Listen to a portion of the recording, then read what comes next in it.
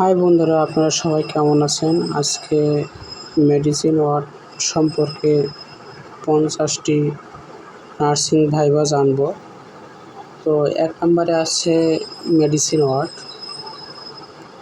এটি এমন একটি ওয়ার্ড যেখানে বিভিন্ন রোগের চিকিৎসা নার্সিং সেবা দেওয়া হয়। মেডিসিন ওয়ার্ডে প্রধান রোগগুলো কী কী? অনেক রোগই থাকে এখানে, যেমন হাইপারটেনশন, ডায়াবেটিস, নিউমোনিয়া, অ্যাজমা,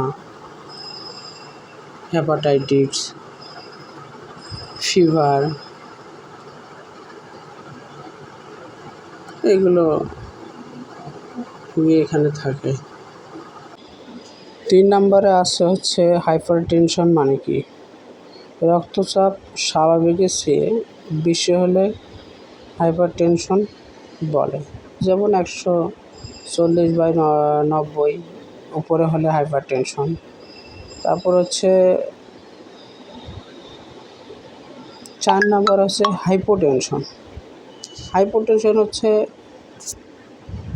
রক্তচাপ যদি 90/60 তার কম হয় তাহলে হাইপোটেনশন বলে।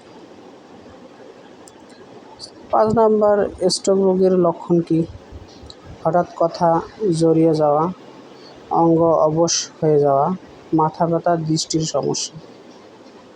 6 নম্বরে ডায়াবেটিস রোগের খাদ্যে পরিকল্পনা কেমন হওয়া উচিত?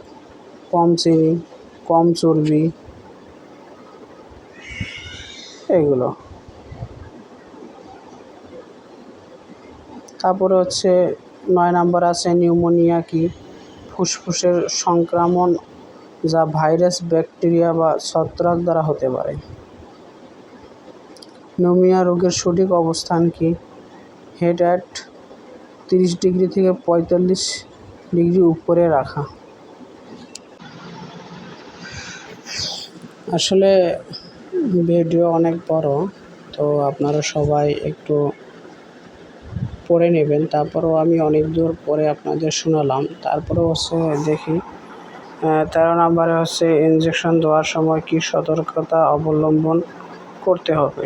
সঠিক ঔষধ, সঠিক রোগী, dose, route, time, first aid অনুসরণ করা।